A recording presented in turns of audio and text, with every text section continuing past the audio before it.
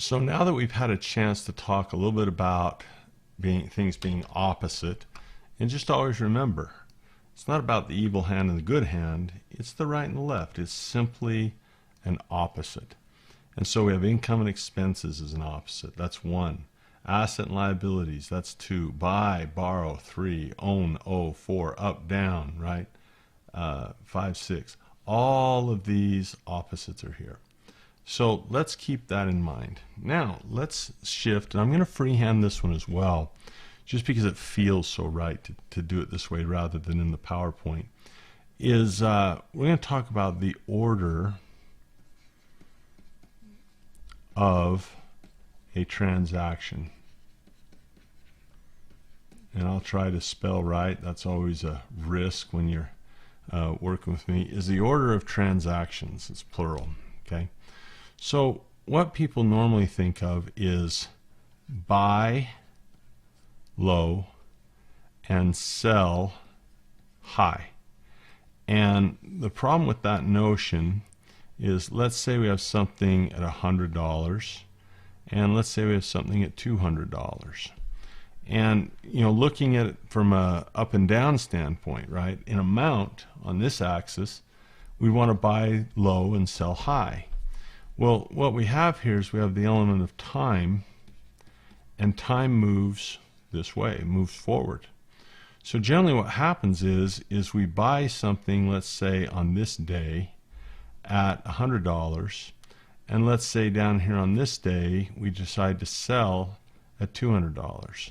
So let's write that in here. Let's write down the word buy at this price, and let's write down the word sell at this price, and this is the time that elapsed. So if we look at the order of the transaction, in this case, we bought first and we sell second. And I should probably put that in green just to match. Let's do that. We buy first and we sell second, right? So let's go sell. What color did we do our sell in? Blue. We sell second. And that's very easy to understand because we do it all the time, and we're very, very interested in this time element, right? We're very interested here because that's what we experience, okay? Let's draw a line over here and let's talk about the opposite of what would happen. Can we change the direction of time? We cannot. Time is the one thing we can't do the opposite arrow and go back this way, right? If we did though, if we could reverse it and go opposite, which would you want to do first on the opposite here? Well, if time were moving backwards, we'd want to sell and then we'd want to buy. Isn't that right? We'd want to sell at a high price because we always want to buy and sell. So watch this. This is really interesting. Most people want to buy low and sell high. That's always what we want to do. That's how we're going to make some money in whatever we do, right? And time is against us. Time is running the same way, okay? Well, this works if the direction is up. So direction over here, direction is up. See? Up. Up. See that? But what if the direction is down? What if something is at $200 and it falls down to $100? Well, we can't change the direction. We don't have any power over that, right? It's still going to look like this. That's what the graph will look like in the future. So we can't change the direction. So the direction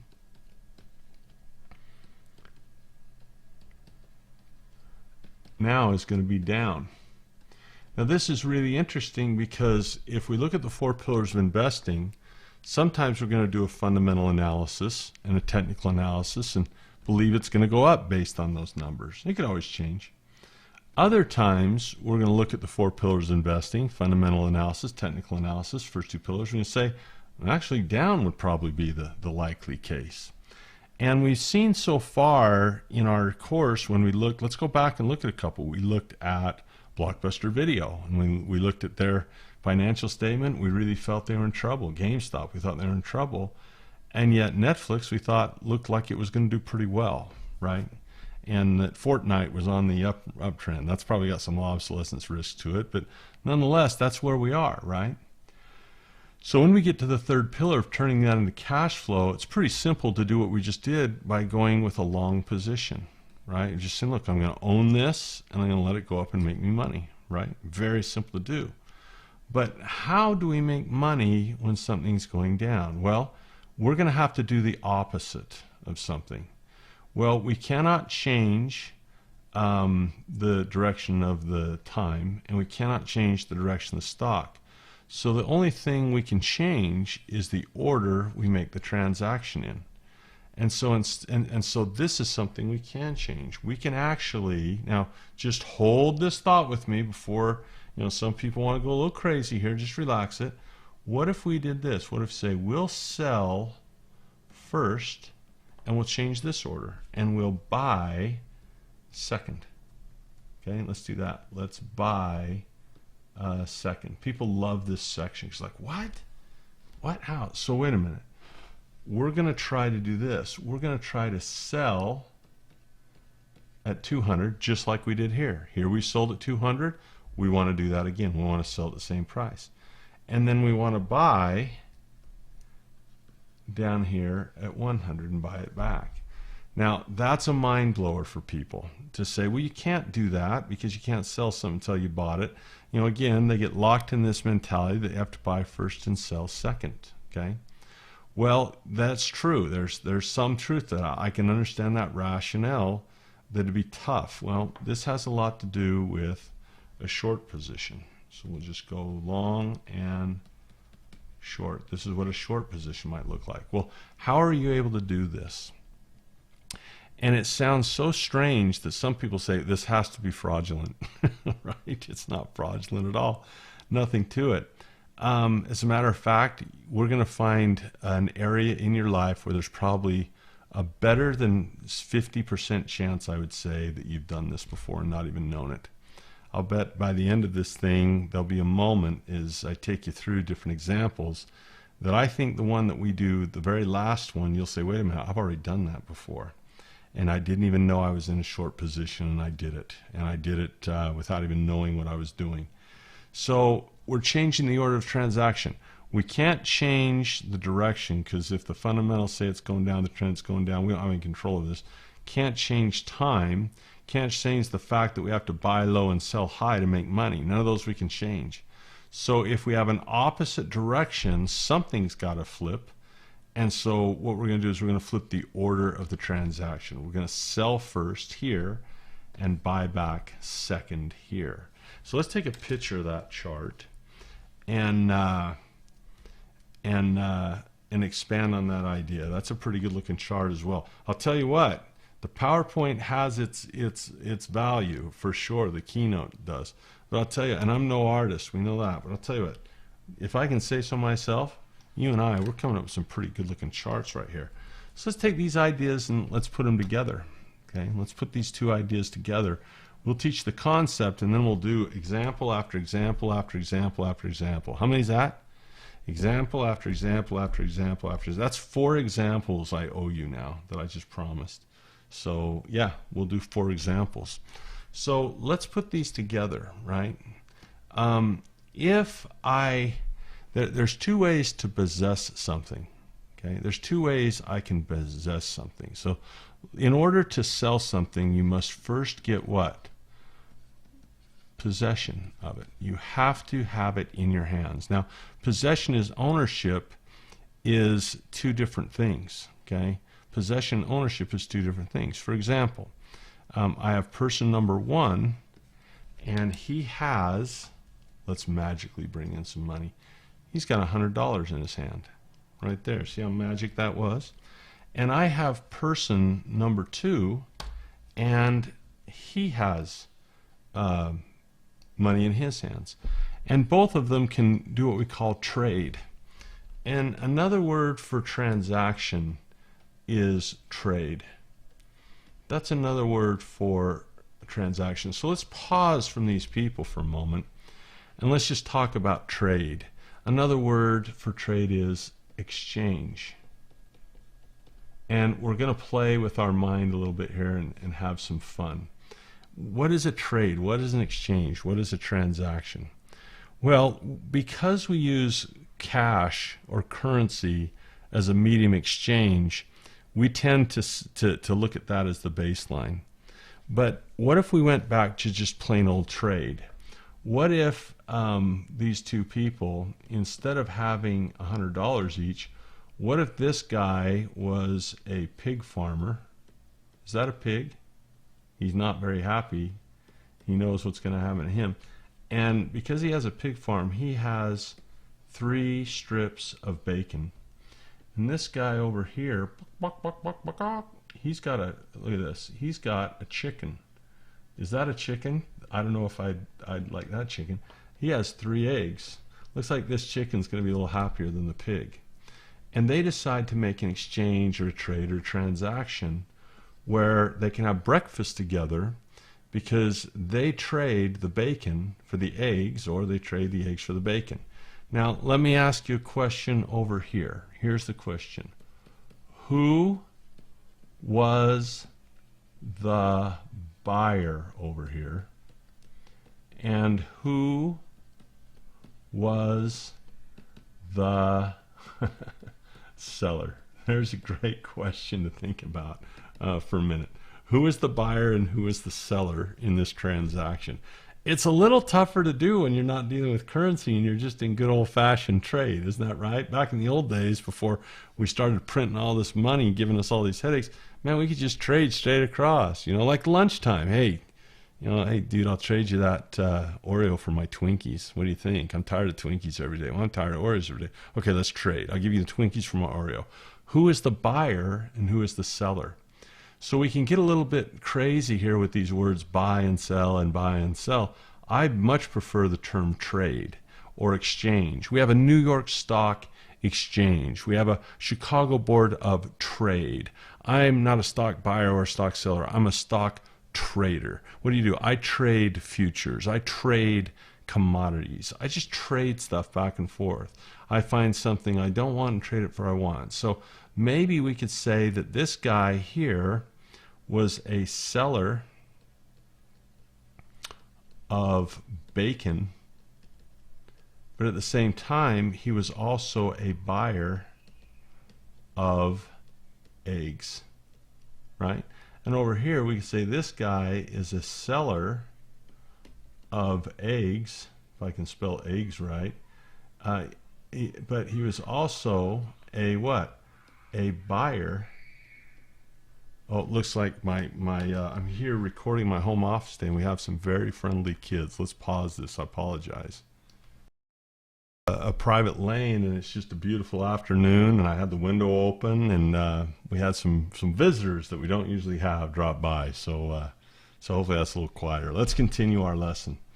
So who is the buyer and who is the seller? Well, this guy sold bacon and bought eggs, and this guy bought bacon and sold eggs, right? He was a seller of eggs, but he was a buyer of bacon, if I can write that semi-neatly. Buyer of bacon right here.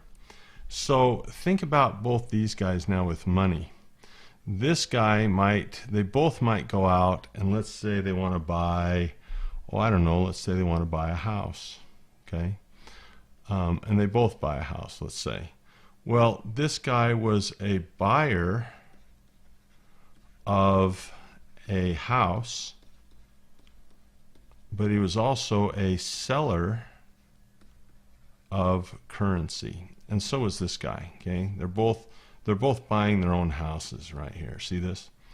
And the buyer of the house and the seller of currency. This guy was the same. He was a buyer of a house, and he was a seller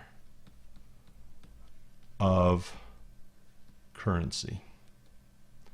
And so what's interesting is we generally say, hey, you bought a house? That's how you usually think about it, right? Hey, you bought a house?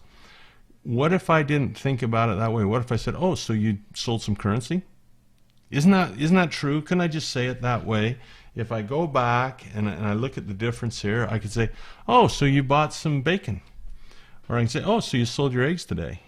Or, oh, you sold your bacon today. What'd you buy? Some eggs? Well, I could just as easily say, oh, you sold your currency today. What'd you buy? A house?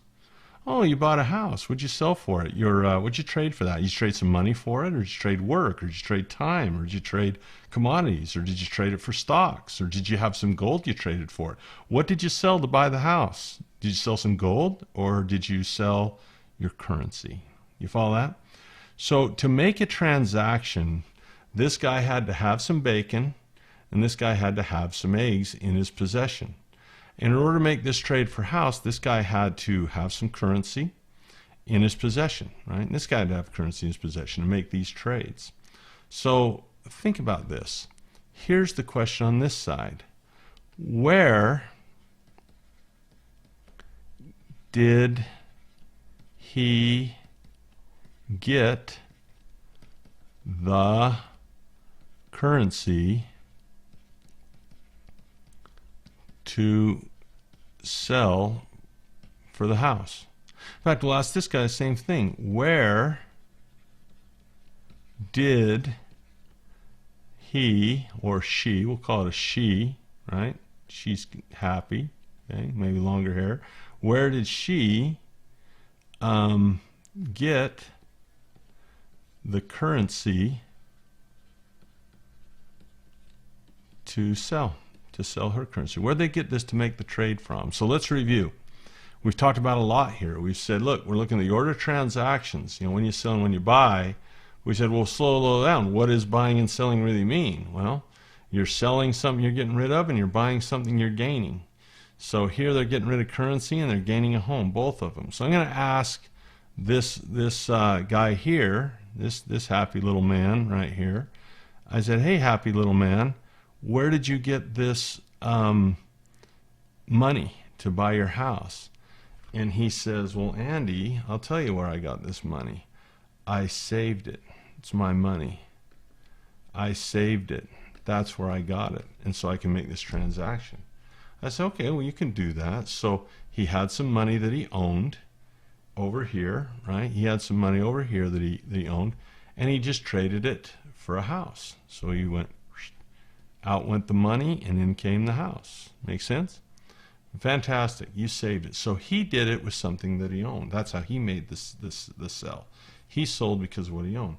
Well, then I come over here and I say, fine young lady, how did you get this money to trade for this house? She says, I didn't. I just young. I haven't gotten any money yet. So what I did is I borrowed it.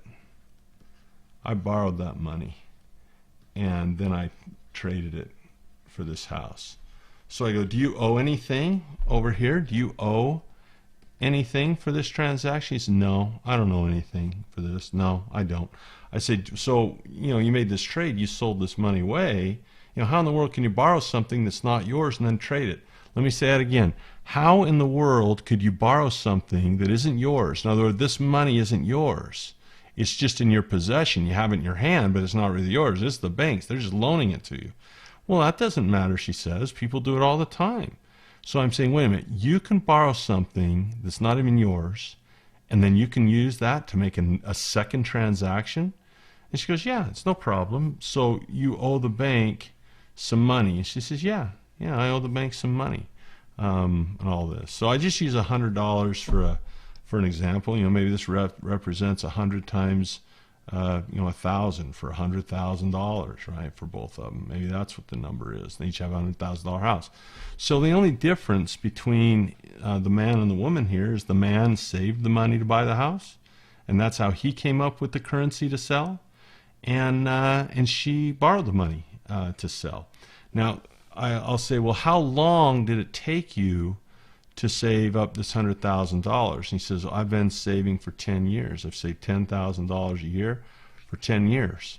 I say, how long did it take this loan to close? And she says, 10 days to get that done. And I go, well, this sounds better. She goes, well, there's a catch. I do owe them the money. I do owe them the money. And so that's really interesting to think about, isn't it? That a transaction can be a buy or it can be a sell depending on what you're getting rid of or what you're gaining. I think you'll find this really interesting. What happens if we track the order of transaction for her with the currency that she sold? Well, what she did is she's probably going to sell this currency first. But in order to do it, she had to borrow first, right? So she borrowed the money from the bank and then she traded it for a house. Again, it's a little bit difficult because we're going to talk in terms of opposite here, right? She didn't buy the house, in our view, so much as she sold her currency. He didn't buy the house so much as he sold the currency. He didn't buy the eggs so much as he sold his bacon. He didn't sell the eggs so much as he bought the bacon. You see that? So every transaction you make, you're actually a buyer and a seller. We just tend to have so much currency floating around that we focus on what was gained rather than what was lost. Here he gained eggs and lost bacon. Here he gained eggs and lost bacon. Here he lost eggs and gained bacon. Here this man gained a house and lost cash. Here this woman gained a house and also lost cash. The difference is the cash that she traded was borrowed and the cash that he traded was saved. So one of them got the source of cash from here. In fact, let's take pictures of this so we can kind of clean it up a little bit.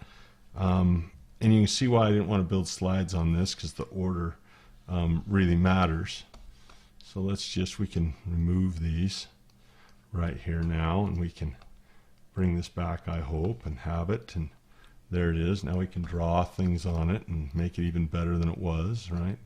Let's make it a little smaller, perhaps, like that. And we can really start to understand this very, very well. That the order that she's going to do is very simple, okay?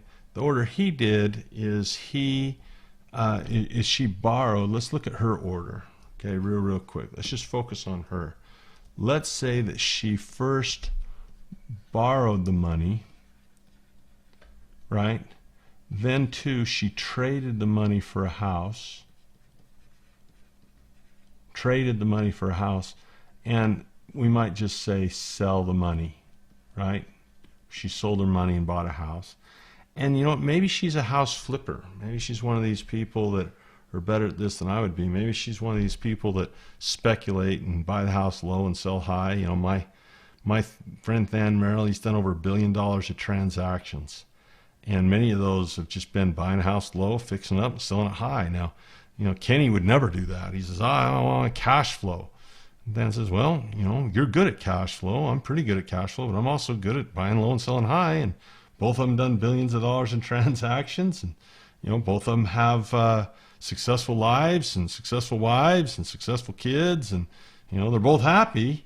So whether you want to, you know, cash flow it with rent or you want to buy low and sell high is up to you. But let's say that's what she wants to do. She wants to buy low and sell high. And 3, maybe she trades it back, right? Watch this. Maybe she trades it back. So let's put a little 3 right here. Let's put a little 3 right here. If I can get my 3 going. There we go. Maybe she trades back. In other words, she sells the house to buy back the money. But the money maybe is worth less than it was before, which means the house is going to be worth more. And then she returns the money to the bank that she borrowed.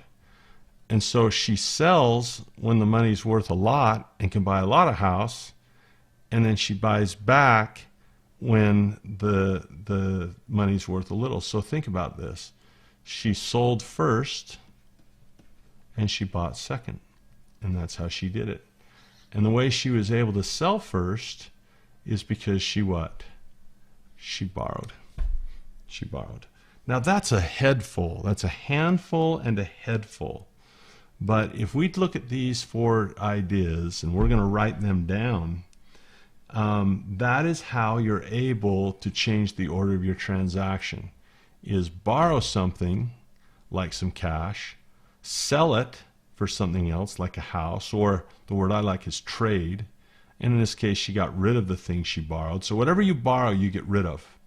Whatever you borrow, you get rid of. People say, how can you sell something that doesn't belong to you? It happens every second of every day in real estate. People borrow money from the bank and it's not theirs, and then they trade it. So think of it this way. Get out of finance. Let's say you borrowed a cup of sugar from your neighbor, and then you went to a different neighbor and traded it for some salt, right? And that could happen. Maybe you go to your neighbor and say, hey, I've got some nutmeg. I'll trade you for some salt. And the guy says, well, I don't need any nutmeg, so I need sugar. Well, you don't have any sugar, so what do? You go to your other neighbor. You say, hey, can I borrow a cup of sugar? And he says, sure. And then you go take your sugar, and then you trade it for the salt, right? And then when you get the salt back, you give it back to your neighbor, right? And then you go back and make yourself whole and return your sugar. It's not that tough to do, right? So you borrow to make a trade, and then you trade back, and you do that. Think about that for a minute. You borrow a cup of sugar. You trade it for a jar of salt. You go use the salt to bake cookies, and you sell your cookies, and then you buy some sugar, and then you return what you borrowed. You can absolutely get away with that. Borrow, sell, trade back, return. Borrow, sell, trade back, return. So watch this segment as many times as you need to grasp these concepts. And I'm going to say it again. I said as we go through this, you're going to feel like you're getting a financial education, because you are. Are you feeling it? Are you feeling yourself getting insight and seeing the world in a little bit different view, yet a more clear view? Here are the steps to shorting a short position. Okay, number one is borrow. Let's see if I can get the R right in that. Borrow. We got to write that better than that. I got so much chicken scratch. We got to do it right for our student. Okay, borrow is number one. Okay, number two is trade. Okay, or in other words, sell away what you borrowed. Sell what was borrowed. Trade it away. Sell what was borrowed. Okay, number three, trade back. Trade back. In other words, get back what you borrowed. Somehow, get it back.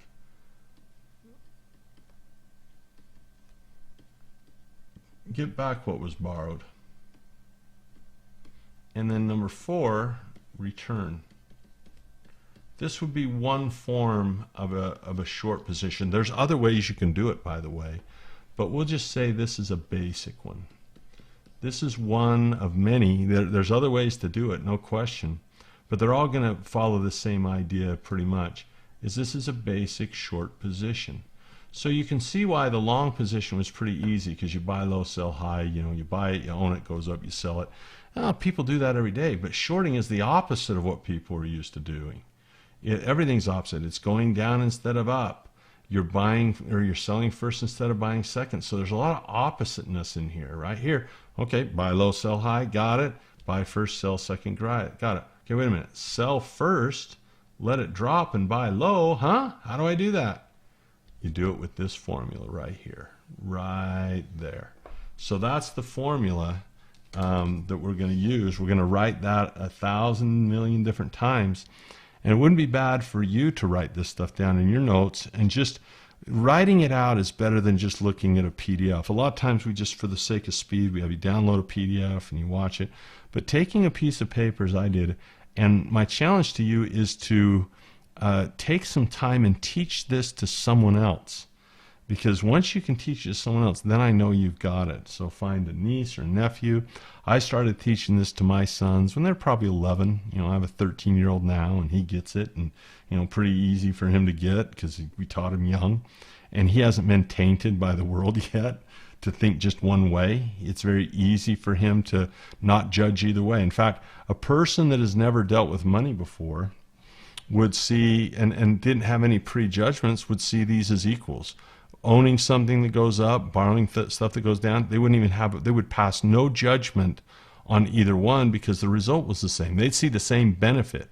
But for some reason, when we get our context and we're ingrained and we think one way, this opportunity escapes people. So let's do a quick review, and then we'll begin with our examples. Lesson number 1 was about opposites, right? Buy, sell, up, down, own, owe, asset, liability, income, expense. And we just knew that if we own something and it goes up $1, we got $1 richer. If we borrow something that goes down $1, we just got $1 richer, right? Why is that? Well, because when we pay it back, we're paying back at $1 less than we borrowed. We're giving back less than we obtained. Get that? If I borrow $100 and somehow that gets to 90, somehow without me paying it off, it gets to 90, and I pay back, I keep that extra $10, right? So think of it that way. I can either, start with 90 and then with 100, or start with 100 and pay back 90. Either way, I make $10. And so practice it, think about it, wrap your mind around it. If you're struggling, write our team an email, say, I just need some help. If you are in our coaching program, now you get live one-on-one help, and you can ask right then and there and questions and all this stuff. But that's the first concept. Second concept was the order of the transaction. Buy first, sell second, or sell first, buy second, which leads us to how in the world do you sell first and buy second? Well, what is a buy and sell transaction, right? This guy sold first, right? He sold his bacon, right? He sold his bacon. This guy sold first. He sold his eggs. It's just a transaction. So what is a buyer and what is a seller, right? Who is the buyer and who is the seller? Well, we're both in every transaction we make. We are both a buyer and a seller every time. It's the object in question that decides. If I say house, you're a buyer. If I say cash, you're a seller. If I say cash, you're a seller. If I say house, you're a buyer. So whatever you have possession of, if it's leaving you, you're selling it. And if it's coming to you, you're gaining it. You're buying it if it comes to you. You're selling it if you're getting rid of it in a trade. So you are a buyer and a seller in every transaction you make. You might say, yeah, I just bought 50 shares of Amazon, and that would be true. Or you might just say, I just traded away, X amount of cash, and that could be true too. So you can say I'm a seller of cash and a buyer of stock. Or you could say I'm a seller of stock and a buyer of gold if that was your trade. So understanding trade is important, and when we think of it that way, it makes this stuff a lot easier. So we found that we can sell first if we borrow the thing. So she borrowed it and sold it in exchange for a house. She borrowed the money, sold her money, and bought a house, which allows you to sell first and begin to selling. Okay, so we'll be back, and we're going to hop into some examples. Great job sticking with this. I think you might be beginning to understand why this is one of the favorite sections of the 4 Pillars class.